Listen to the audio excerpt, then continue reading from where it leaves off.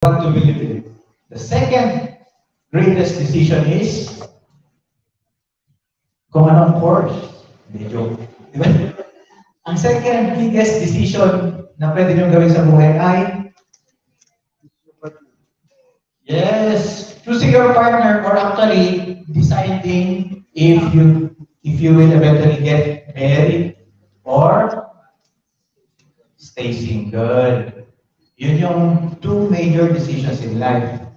And if you decide to get married, sino? Diba?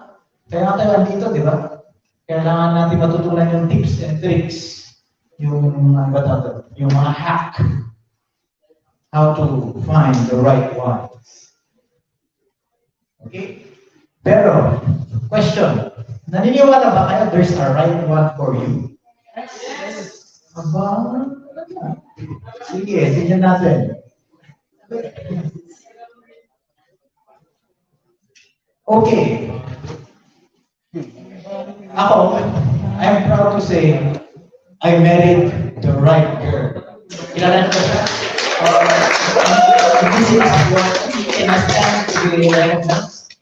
And yan pala yung asawa ko, nakaping, please stand up. No? Yan.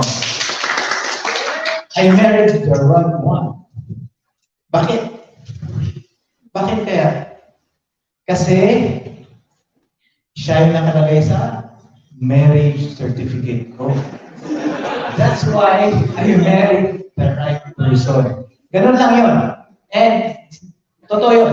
We will see later, no? Kasi, di ba, if you believe that there's a right person for you, ibig sabihin, ano opposite nun? There's a wrong person. And if you're married, and sa tingin mo, you're married to the wrong person, then we have a problem, di ba? Kasi you married the wrong person. So, sa movies, sa mga, masala sa teleserye, di ba? Ganun yung usual na kwento, eh. Di ba? May asawa na siya. Kaso,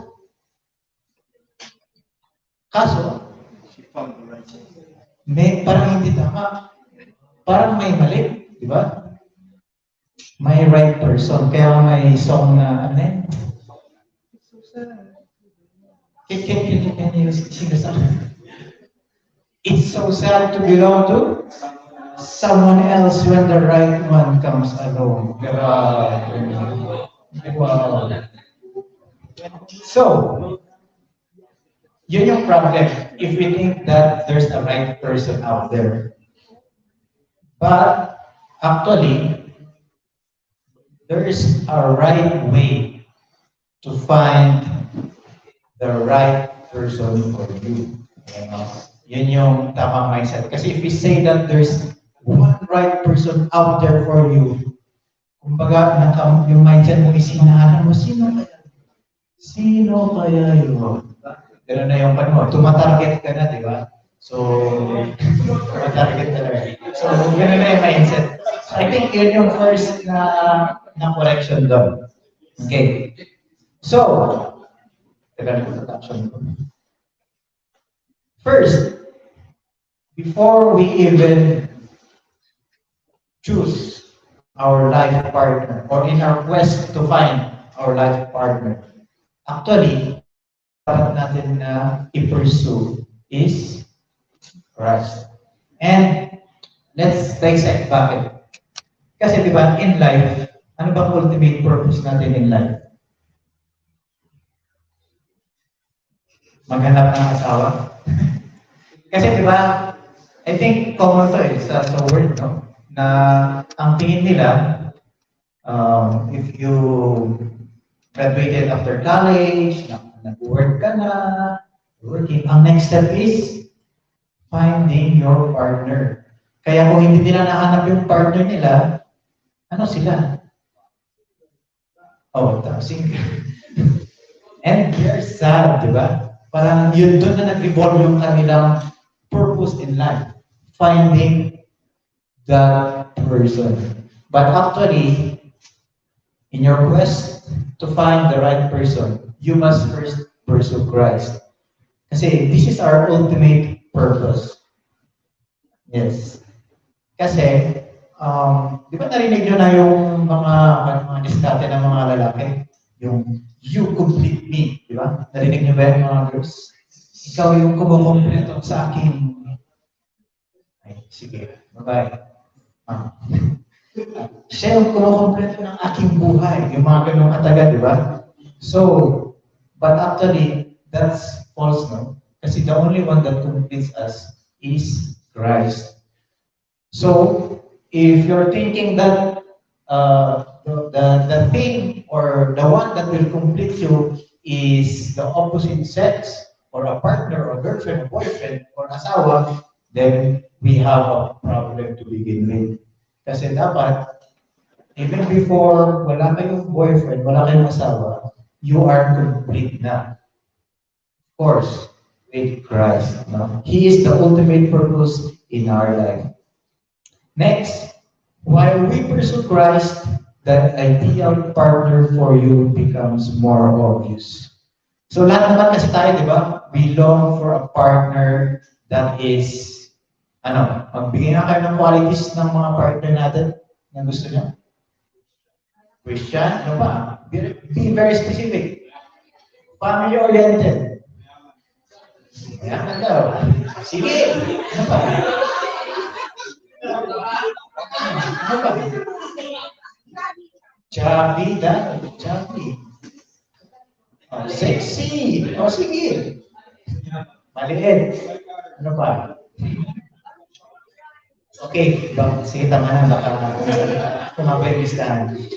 Pero, seriously speaking, di ba gusto naman natin lahat is yung attributes na mapagmahal, selfless, di ba? Yung sweet, those kinds of things. And hindi ba familiar yung mga ganong character trait? Di ba character yun ng isang true Christian? Di ba? That's why, if we pursue Christ, yung ideal person na hinahanap natin is mas nagiging obvious. Mas nakikita nyo na kasi yung trait ng gusto nyo makasama pang habang buhay. Remember, di ba? One of our biggest decisions in life is finding a partner. Seriously, this is between life and death decisions. Kasi, my wife, in her line of work, madami siyang na-encounter na annulment cases. And makukan ka sa mga cases na yun. It's sad kasi yung mga cases na yun is brought about by not making marriage as the major decision in your life. Mamaya, we will see more about that. Okay? And then of course, dapat, if we pursue Christ, we become the ideal partner, diba? So if you're looking for an ideal partner, if you are pursuing Christ, you become that ideal partner. Diba? Make sense? Kasi unfair naman, no? Naghahanap ka ng ideal, gusto ko ganyan, yung gano'n. Pero ikaw mismo, diba? You're not the ideal person. So if we pursue Christ, we become the ideal partner. By the way, yung mga materials namin na to, from We Are na to, way back nung tinuruan na rin kami. Kasi, I was also a young people back then, young person. Nagmahal, nag-asawa, nanganak, hindi ako nanganak. Gumawa ng pamilya, di ba? And that's why we could really testify dun sa lessons, biblical lessons na share sa amin when we were younger. Actually, this lesson was like 10 years ago. Hindi pa ako kinakasal. Yung 0.0 pa, dinagdag ko na lang na. Okay. Number one requirement when we pursue or when we choose our life partner is we marry in the Lord. I believe all of us naman understands this, no? It's nasa 2 Corinthians. Do not be yoked together with unbelievers. For what do righteousness and wickedness have in common? Or what fellowship can light have with darkness? What harmony is there between Christ and Belial? an idol. What does a believer have in common with unbeliever? Diba? So, narinig ko kanina, truly, ang isang consideration natin is a Christian. But let me add, should be a true Christian. Kasi pwede natin sabihin, no? I think, siya na. Kasi okay naman siya. Nagsisimba every Sunday. Active sa care group, sa church activities. Pwede na. But really, is he a true Christian? So, ito yung I think, isang misconception as young people na ang definition natin ng Christian is yung nakikita natin sa church, no? But actually, these are the questions that we should ask kung sino man yung, ask sa sarili natin, if you're considering someone to marry in the future or yung mga prospects nyo. No? First question, is there seriousness in this person to grow their relationship and understanding with the Lord? So itong person ba na to is seeking? Is he or she really serious in her or his faith in the Lord? Yun. Number two, ano yung primary motivation niya, right? When he or she attends the church. Para ba makita niya si Miss or si Mr. Diba? So we have to assess ourselves, no, if we're prospecting a particular person. Kung ano siya. Tama? Kasi that's how you would really discern kung if he is a seeking Christian or a true Christian. I'm not saying now we go for perfect, yung mabait, yung very mature and things like that. What I'm saying is we must check kung talagang he is serious in his relationship with God. Okay? Next. Marrying in the Lord kasi, actually, it's very practical, no? So, for you younger people, siguro, medyo hindi nyo ba yung nakikita, but me being married to, of course, a Christian, it's very easy. The decisions that we make, it's very much aligned. Of course, my differences, pero, for example, no? Sunday is, wala nang argument, is one of the most special day we will go to church. Yun pa lang, no? It's an easy decision. So, marrying in the Lord or marrying a Christian would really be our primary requirement. Next, seek God's wisdom. Okay, text natin is sa Proverbs 3. Trust in the Lord with all your heart, lean not on your own understanding, in all your ways acknowledge Him, and He will make your paths straight. Do not be wise in your own eyes, fear the Lord, and shun evil. This will bring health to your body and nourishment to your bones. So, ayan, no? It goes hand in hand with pursuing Christ, yung first point natin. So, actually, yung other way on how you would interpret this is you are sensitive to God's counsel, no? You do not compromise sa traits na hinahanap natin. Okay na yan. Mabait siya pero may bisyo, okay na yan. So we don't compromise on our standards, especially sa ladies, no? Don't compromise on that, no? Huwag natin babaan yung standards natin para yung mga boys is ma-challenge sila. Taasan din nila yung they'll be challenged to man up. And we'll talk about that later. Yeah. Okay, next. Ay, may example pa tayo. So even sa Bible, in Old Testament, we have an example, si Isaac and Rebecca. So when Isaac was old enough to marry, I know some of you know this story, no? Um, Inas ni Abraham yung servant niya to look for a wife for Isaac. And anong ginawa ni Isaac? He prayed, O Lord God of my master Abraham, give me success today and show me kindness to my master Abraham. See, I am standing beside the spring, and the daughters of the townspeople are coming out to draw water. May it be that when I say to a girl, please let me down your jar, that I may have a drink, and she says, drink, and I'll water your camels too. May pointer ba? Nakita niyo yung isang trait pa doon, di ba? No ideal girl. Hindi lang niya bibigyan ng drink yung servant. She says, drink and I'll water your camels too. Oh, so isang clue na yun, no? In finding a future spouse. So the point here is we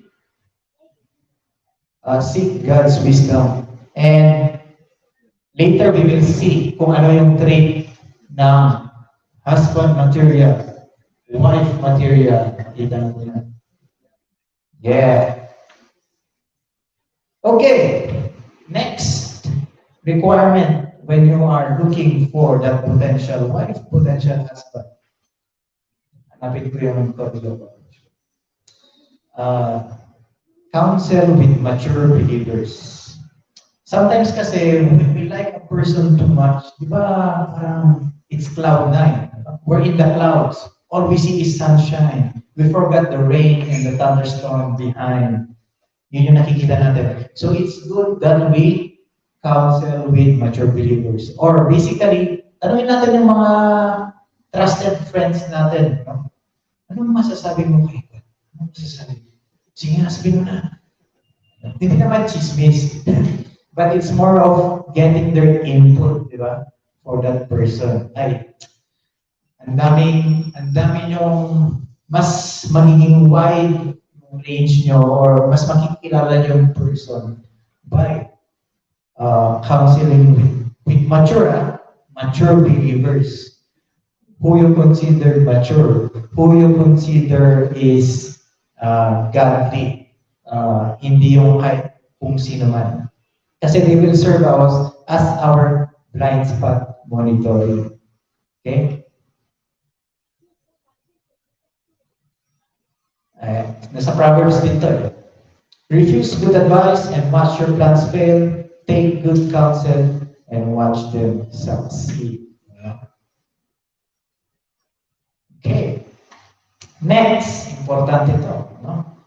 Yun yung parang sinasabi nila na blessing ng parents. Honor your father and mother. So, of course, you all know this text sa Ephesians, no? But the point here is, and ito yung naging example ni Kuya Arnan. Kasi, kilala na si Kuya Arnan, di ba?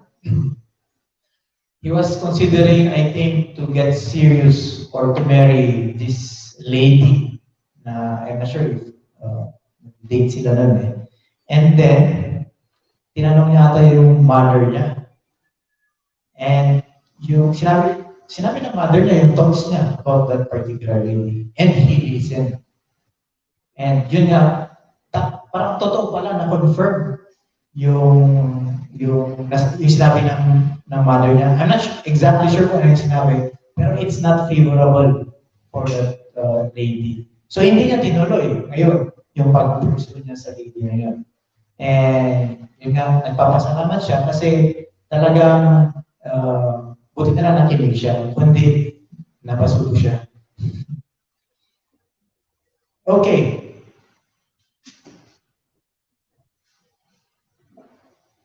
Ito kasi yung concept behind why we need to ask our parents. Of course, our parents wanted the best for us, no? And they would really be able to tell, especially the mothers, makikita nila eh, kung yung future mate natin or prospective mate natin is really a good future husband or wife. Ito, this is a true story. Again, case ng wife ko to, no? may lumapit sa kanya for an annulment case. You know annulment case, di ba? Magse-separate sila. Yes, they'll go separately. And for an annulment case, you need to interview kasi pala yung people around para to testify kung na totoo nga, dapat maghiwalay na sila kasi hindi sila bagay or whatever, may abuse or what. And then nung in-interview niya yung parents ng babae na makipaghiwalay, ang sabi ng parents, actually, sinabihan na namin siya noon na hiwalayan niya. Kasi alam niyo yung na-notice ng mother, kung pumunta daw siya, kung pumunta daw yung guy sa bahay nila, bibisita ganun, no?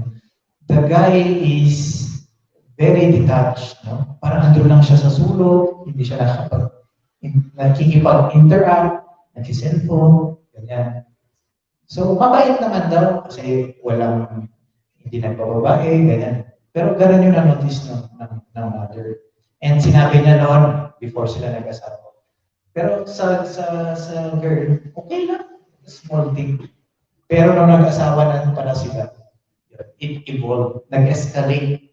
Doon nakita yung totoong behavior.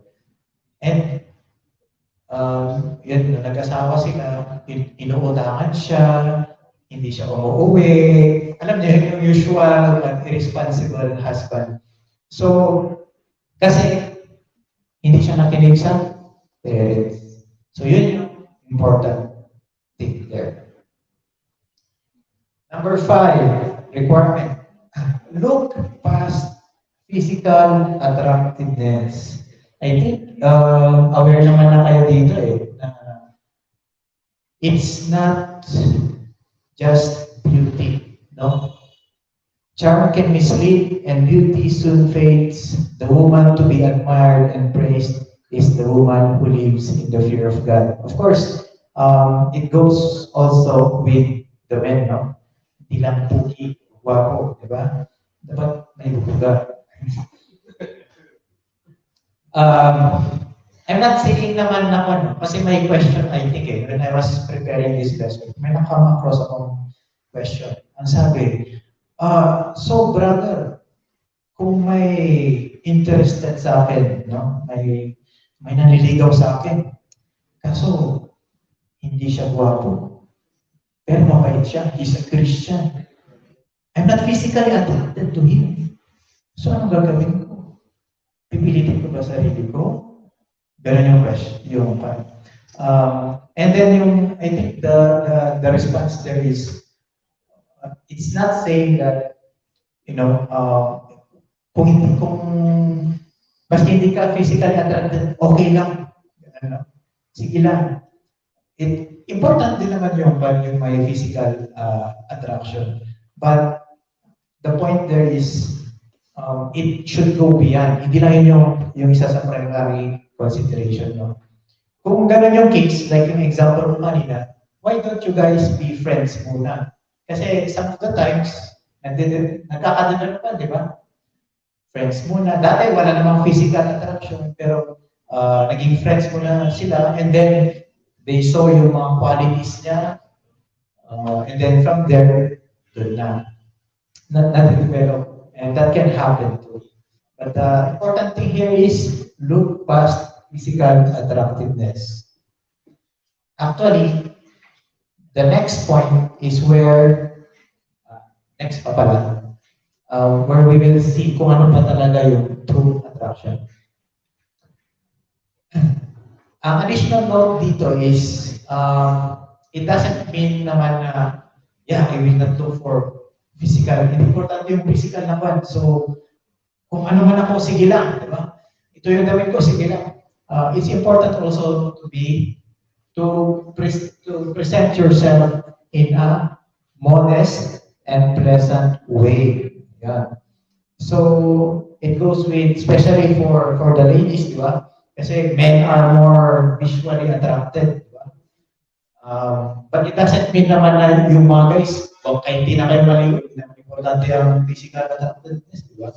So you also strive to be attractive inside and out. Nadoble lang. Ayan. Ayan, medyo pinamadali ko kasi we have time. And ito, I think ito yung, this is where I will dwell more.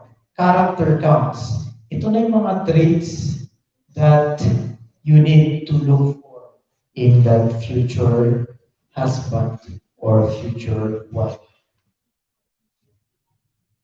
Are you ready? Ito yung text, mahaba yan eh. So, guys, assignment nyo to ah. This is very important. Kaya papa-assignment ko to. Read for the guys, of course, i-read nyo yung wife material found in Proverbs 31, 10 to 31. We don't have time to expound that, but I believe it's direct to the point. Sorry. And then the husband material naman on Proverbs chapter 20, verse 6. Sige. You screenshot it, you picture it, you write it down in your phone for you to remember.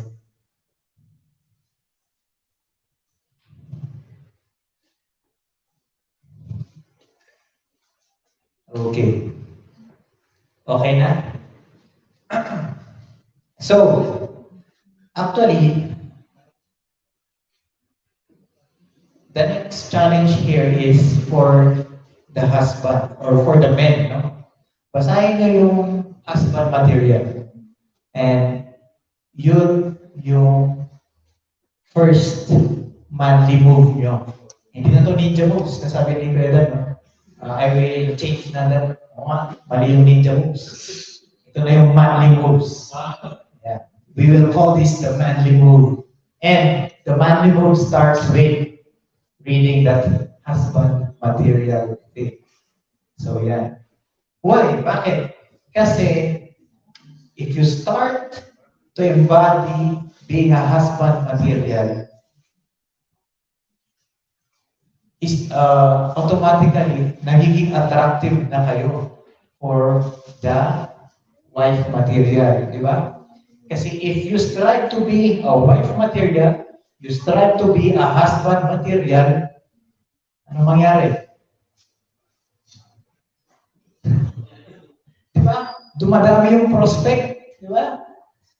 Kasi yung problema nga is, ang hirap maghanap kasi, walang prospect, walang nakuha sa standard. That's why ito yung challenge natin. And it goes back with the first requirement, no? Pursue Christ. Because if we pursue Christ, automatically we will strive to be a wife material, we will strive to be a husband material. Ayan. Wife material yan. Diba? Ganon. So, ito yung mga examples lang ng wife material. I will not go through one by one. Of course, being submissive. Equal ko lang yung submissive dito. Submissive means hindi laging nag-oo or yes po. Hindi ganun ibig sabihin ng submissive dito eh. Ang submissive wife, it means a happy, intelligent, and submission is mainly a wife's intelligent, happy, wise support for the husband's leadership. Yun yung ibig sabihin ng submission here, no? It's supporting the husband's leadership. And we will see naman yung some example ng husband material. Pero ito yung main kasi, di ba, na sinasabi nila sa submission. Some few more verses here in Proverbs. So, madami sa Proverbs eh. Yan, ito yung example ng wife material 3. Maaga gumising. Tignan niya na. She's up before dawn. Prepare ng breakfast. And of course, some of these context kasi sa time nila to, no? But it doesn't mean na we take it very literally. So, ang ibig lang sabihin nito is, she's really industrious, no? She looks over the field and buys it. Then, with money she puts aside, plants a garden. So, hindi daw ma-Shopee, hindi ma-Lazada. Joke lang. Okay? Ano pa? She's skilled in crafts of home, hard, diligent in homemaking. Di ba? Actually, ito yung isang nakita ko dun sa asawa ko rin. Na tuwing nag-care group kami, uy, siya yung naghuhugas ng pinggan. O, di ba? Attractive pala yun. Kaya yung the next Sunday, ako rin yung naghuhugas ng pinggan. Para pakitang gilas din. Yan. Ano ba? She's quick to assist anyone in need. Helps the poor. So again, these are some of the traits, and I will leave it to for your personal reading. No? And then, kung may time, you could consult naman yung mga teachers nyo. May also reach out to Ezra kung may hindi kayo naintindihan dito. But basically, this is for your reading. No? Okay, the husband material naman. So, malupit, magmahal. Yeah. Husbands, love your wives just as Christ loved the church and gave himself up. So basically, part ng attribute ng husband material is leadership. Ito very important to kasi parang nanonotice natin, di ba? Mas madami ang women na may leadership quality than a husband. So ito yung challenge sa men. Actually, I would put greater emphasis sa men. Kasi you will be the future leaders in your own household. Kaya when you're single, while you're still considering marriage, it's important to build that character sa inyo. Kasi in the future, you will be leading your own ministry, which is your family. That's why you start, hindi lang pag nag-asawa na, saka mo palang ito titignan. Saka mo palang bubuklatin yung husband material. Ito na yung tamang time for you guys to practice to be that husband material. Okay, hindi pa lang ako nag-open for questions. Tapusin ko lang yung husband material, no? Okay, anong example? Ano pang example? In this same way, husbands ought to love their wives as their own bodies. He who loves his wife loves himself. After all, no one ever hates his own body, but he feels and cares for it just as Christ does the church. For we are members of his body. For this reason, a man will leave his father, mother, and be united with his wife. And I didn't explain naman ito siguro ni Ezra or ni Kuya Dan, no? About living and living. Okay. Ano pa? Many a man claims to have unfailing love, but a faithful man, who can find? Grabe, meron pala to. Diba? Narinig niyo ba ito sa mga ladies, sa mga men, di ba? Many a man claims to have unfailing love. I will love you from the moon and back and forth 4 times around the globe to the universe. Diba? Forever and ever. And then, after a few years, wala na pala. So, then, this is still continues to be a challenge for us. No? Faithful. And, alam niyo ba na based sa statistics, that's the number 1 cause of divorce or separation, unfaithfulness. So, it really is to the man's role or part. No? Ano pa? Number 7, find and get found. So, this means that if you are ready to be married, number 7 is applicable to you. You find and you get found.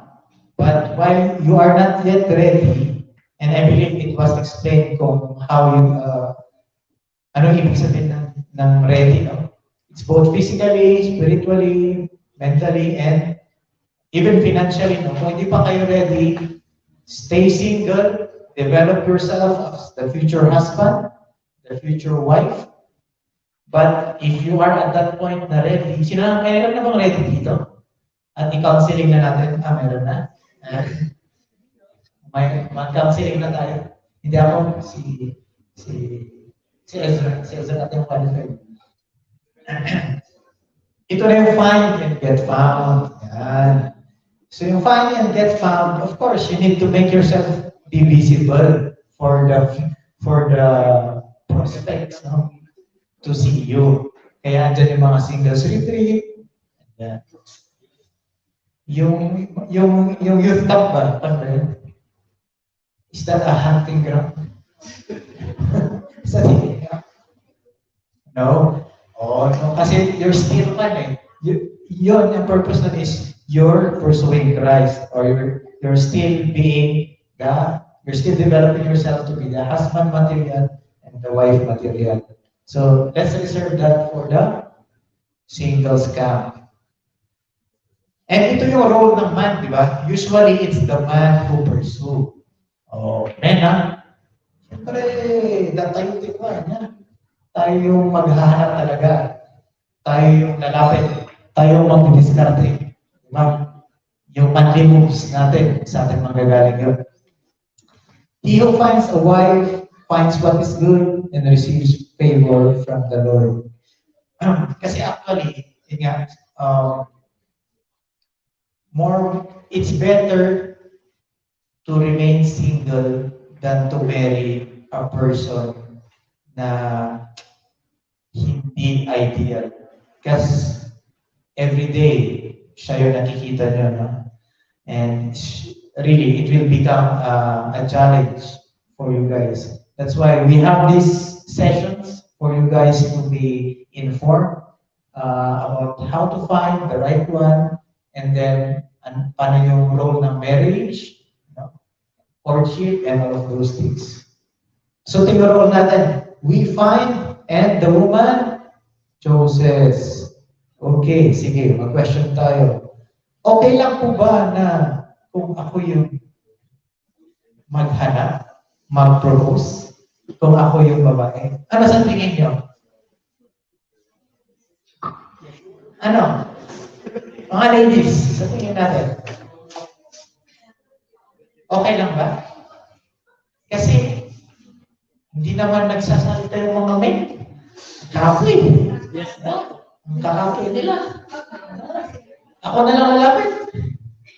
What do you guys think? No? Bakit? You are diamonds. O, narinig niyo yun? They are diamonds. Bakit pa naman diamond? So, bakit pag-ruby? Sige nga. Ngayon pa natin narinig yan. Precious. Okay. Yeah, they are precious. And I'm not sure. I think it's part of the mandate it's a challenge for them to really step up. Actually, it takes guts eh. And ito yung isa sa manly moves natin. If you're interested to take it from here. Earth is the guts. No guts, no glory. Diba? So don't be afraid to ask, no? Kung sino talaga inaayos nyo. The prettiest girl in the room. Kung sino man yan. Don't hesitate to ask them. No? To man up. Of course, if you're ready, di ba? Yan yung requirement natin. If you're ready and serve mo siya and he has the traits, you talk with, you counsel with mature believers. Of course, you ask your parents before you pursue. Kasi hindi siya the other way around na i-pursue mo muna and then. So ito yung ideal steps, no? So I would really challenge the men to pursue, no? Para mas madaming choice si women, gano'n. Okay. I think malapit na ako. Okay na pala. Ba't nawala? the woman chooses, ayun na pala yun. And I would just like to close, no? Um, I think in your family, in your own family, or sa mga family na nakita nyo sa iba, no? Nakita nyo naman kung gano'n ka-serious yung broken family, right? It's very saddening kasi ang mostly na affected are the kids, right? And did you know that mas malaki daw yung, based sa US statistics naman, mas malaki yung probability of kids or it's not an excuse, but this is yung what statistics found out. Mas malaki probability of kids in a broken family to become single parents, even for some of them to end up in prison. And that started with a marriage that is built on what? That is built on false assumptions or that is built on something that will not last. I believe yung na-mention dito that the lesson that was mentioned here were not really adhered to yung mga guidelines na to, kasi these are biblical guidelines na hindi na follow and it ended up with a broken marriage. So, yun yung pan, yun yung reality ngayon. So, that's why very important tong lessons na to that we need really to take note of this. As young as you are, actually, this is the best place where to start. Kasi kung narinig nyo pa lang to, tapos married na kayo, probably it's too late. Okay. Pwede naman. There's grace and there's the love of God that will help us pa rin naman to correct things. But it's good, di ba, na at this stage, you are already aware of the ideal, ano yung topic, yung pinaka natin, title natin. So, nakalimutan ko. Guideline in choosing the life partner. So, yun lang, and I think we can look, sige, siguro mga few questions if you have. I'll try to answer. If not, ito naman si Kuya Jesse. Sige. Hindi may baka. Any questions pala so far? Ano naman po yung ganito? Paano naman po gano'n? Yung mga ganong questions. Ayan ba? Sige, sir. Paano po kung malalaman na true love mo ang isang babae? Thanks, bro, for asking that. That's a manly question. Paano ko malalaman kung true love na yung naramdaman? Sino gusto ko sumagot? Before I answer. Anyone?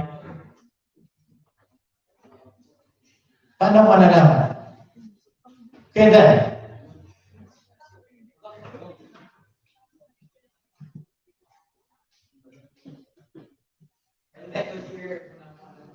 Maganda yung tanong niyo yun eh. Kasi tinanong ko din yun sa sarili ko kung talagang true love ba yung naramdaman ko na kaya tinala. Iba na kwento ko kanina, yung parang slide ng party love story namin. We've met na parang in a party, ganyan, building courtship. Pero naramdaman ko talaga na love ko siya. Walang walang reason na parang dahil maganda siya, dahil Christian siya, kundi dahil naramdaman ko na siya na yung sinagot ni God dun sa prayer ko. Na, Lord, sino yung gusto kong makasama for a lifetime? So, alam mo yun, parang the feeling na parang sinagot niya ako na siya. So, sumunod tanong ko ngayon, kung kailan ko siya papakasalan. Yun yung next question. Kasi may mga may mga tips na dapat bago kayo ikasal, may ganito kayo, may pera kayo, may mga or yung iba ayaw magpakasal kasi wala pa kami ipon. Ayaw namin pakasal kasi hindi pa ako nakapag-ipon eh. Pero may advice kasi, may counsel, sabi niya, kaya mo siya papakasalan dahil mahal mo siya.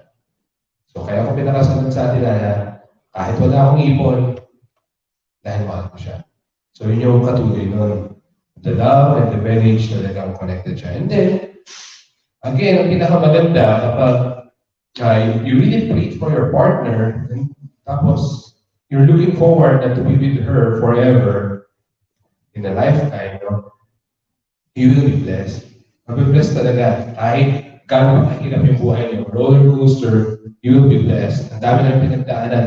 Meron yung 1 year na roller coaster yung life namin kasi namatayan, ganyan-ganyan, ang dami nangyari. Yung situation niya ng pregnancy. Pero dahil yung foundation ng marriage namin is pure love, in a Christian way, naramdaman namin na we are blessed. So the question is, kaya mo maramdaman na love mo talaga siya, I believe God's wisdom o God's Holy Spirit na siya yung nag-guide sa'yo. Siya yung magsasabi. Walang other reason. Dapat dahil, maganda talaga yung misis ko, pero hindi yun yung rason. Ganun, okay? So, yun sa akin. Smoky points, ha? Okay, thanks Kuya Dan, no? And for me naman, paano ko naramdaman is, inaalala ko nga eh, I think yung first one is, parang na-envision ko na yung ahead, yung married life namin, yung with kids, with that person, no? Kumbaga is, nakikita ko na siya na talaga, na siya yung magiging magandang mother for my kids, and then wife, not only to me, but also to my family, no? Yun, naramdaman ko yun. So, feeling, yun yung isang case. Yung nasabi ko kanina, di ba? Parang nakita ko siya na, uy, magaling siya magbukas ng pinggan. Pang-asawa talaga. Pero those are some, syempre ang daming no? Pero ang daming small things that confirms na siya yung talagang wife material. That's the first thing. The second thing, ano na ba yung second thing? Ayun, hindi ako nagmadali. Parang naramdaman ko na siya yung the right one kasi parang walang masyadong pressure. No, na ikasal, gusto ko na siyang parang ikasal kasi para magkasama na kami. Wala yung ganun eh. It's more of, gusto ko muna siyang makilala, gusto ko muna siyang, basically, basta walang pressure na tutulak na maging ganyan. And then, yun, kaya doon ko na siya nakulog na, I'm truly in love with her. Did that answer your question, bro? Sige. Ano, may iba pang questions? Okay, sige po. Naniniwala po ba kayo na once a cheater is always a cheater?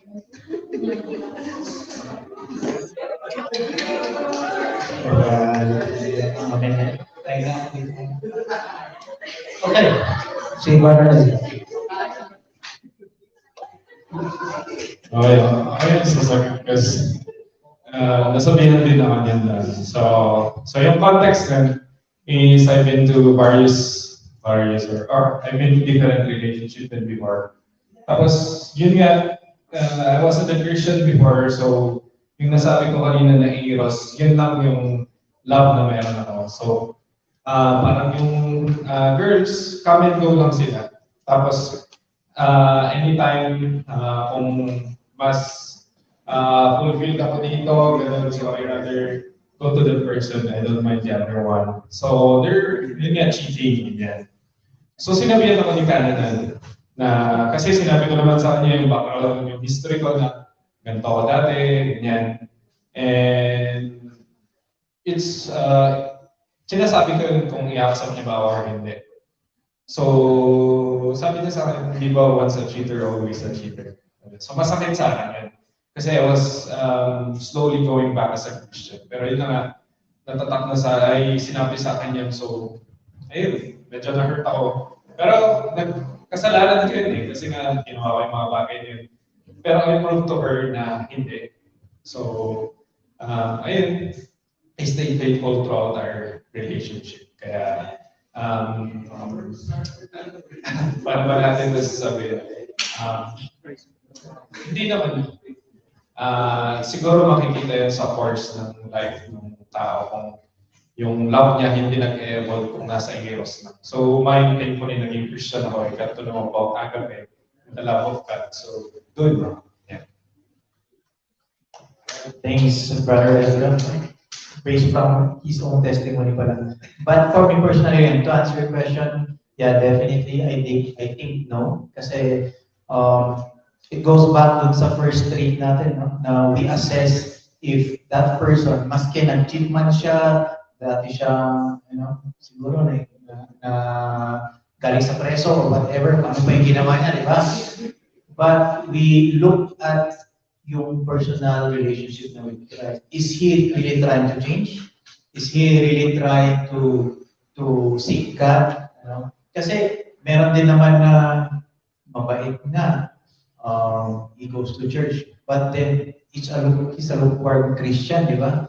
And in our married life, we don't want to have that kasi that person, especially for the men, they will end up not being the leader of the household. So, for me, Ren, I think, yeah, personally, no.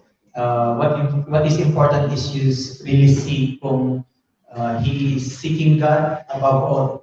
Hindi lang seeking women, hindi siya just seeking women, but seeking God.